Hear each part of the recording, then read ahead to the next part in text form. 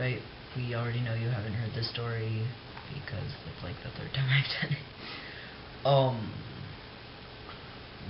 The story of the creation of man starts that the Aesir, Odin, Homer, and Loder, I think so, were walking along the seashore, and they saw two trees, an ash and an alder. And within the trees they saw the makings of mankind. The trees were straight as the gods and tough as wood. But they were just trees. They couldn't move, they couldn't think. They were trees. So Odin gave them souls, Homer gave them the will to think and move, and Loder gave them feeling and warm red blood. And slowly they twisted away from being trees and they turned into humans. They were just naked and nameless, and so that made them just barely better than any other animal. And so the gods gave them names. They named the man who had come from the ash Ask, and they named the girl who had come from the alder Embla. Then they gave the two humans their own cloaks, and they set up a fence of Ymir's eyebrows around the earth to protect them from the Jotuns. Then the gods set up for themselves a home high above even the tallest mountains, above everything, and they watched down, or they looked down at Ask and Embla, and they had their bridge that spanned the two different worlds, nice shimmering rainbow bridge. And they watched Ask and Embla, and the first descendants of the humans were in no way handsome. They looked a bit like trees. They had no manners. They ate whatever they could find, and yeah, they weren't very sophisticated, and they looked a bit like trees. They also had the table manners that one would expect from a drunk Spartan, but yeah. And then the next descendants were better in every way you could possibly imagine. They looked better, they made their own clothes, they farmed. No, they didn't make their own clothes, those were the great-grandchildren. They farmed, they would eat that instead. Their manners were a little better, they looked better, and yeah, they had clothes. And then the great-grandchildren were like even better still. They clothed themselves, they farmed, they kept livestock, they had homes, they built their own shelter, farmed, and their manners were a whole lot better because Odin himself had taught them. And Odin would often walk down among men and in the guise of an old traveler or an old wise man, and he would knock and test the hospitality of people to, well, yeah, because hospitality was very important for people who lived so far apart in roadless country. When he was welcomed into a hall or hovel, whatever they happened to own, he would seat himself by the fire and he would give them advice. Let's see, first thing he would, normally it was, your friends shall be your friends, and your friends' friends shall be your friends, and your friends' foes shall be your foes also.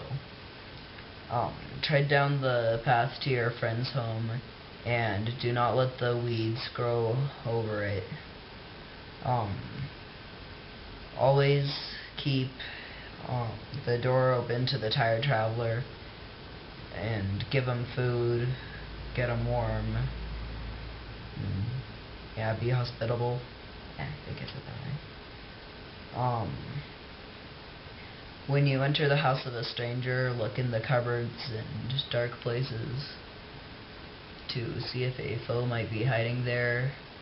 Then take the chair that is offered to you and and listen more than you talk, for then no one will know how little you know. And always have a bite to eat before going to a feast, for a hungry man is not a wise speaker. Just thinks about his stomach. And also, it's an unwise man who stays up all night worrying about problems of the following day, for then when the morning comes, he won't be able to think things through, and things will be just as messed up as they were before. Is it running out? Cool.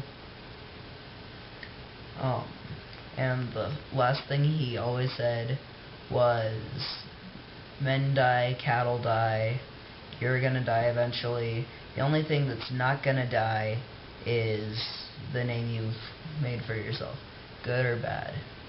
That'll be remembered for just about, forever. Fame never dies. Let's see, where did it go? When the humans would, when he would disappear or left, they would know that they had been, the words had come from Odin, the High One, and they would know that, or they would hold his word sacred, and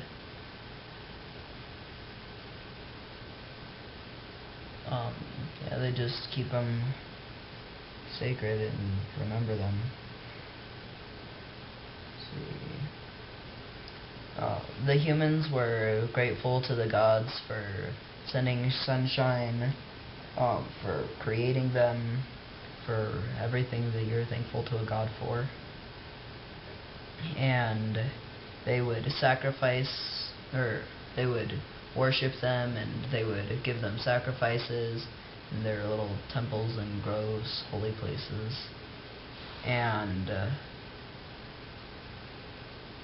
the gods in turn looked down on the people and protected them against the Jotuns. But really it wasn't the gods so much as it was the Norns who would protect somebody. The Norns decided everything for everyone, gods included. They bore great resemblance to the fates in Greek mythology. They would spin a life thread for people, usually a dull gray coarse one, but for freemen and farmers they would sometimes make it from something finer and brighter. And for a great hero or prince, they would sometimes make one of bright gleaming gold. The other similarity to the Fates was that there were 3 of them, and they knew everything that had been, everything that will happen, everything that's happening now, and they're also deciding how it's going to happen.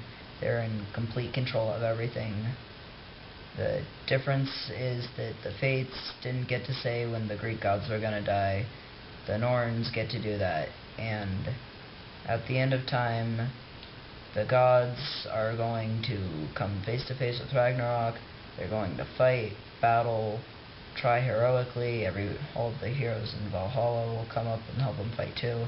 But long story short, they're all going to die, and it'll be the same for everything else.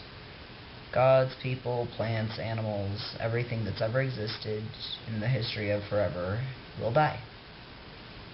And yeah, they'll just die.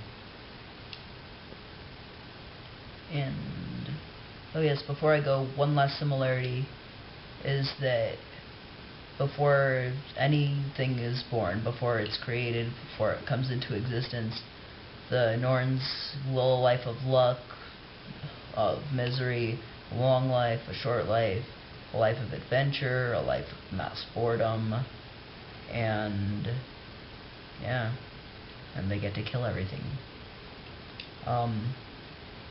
So yeah, that's just about all. Thanks for watching.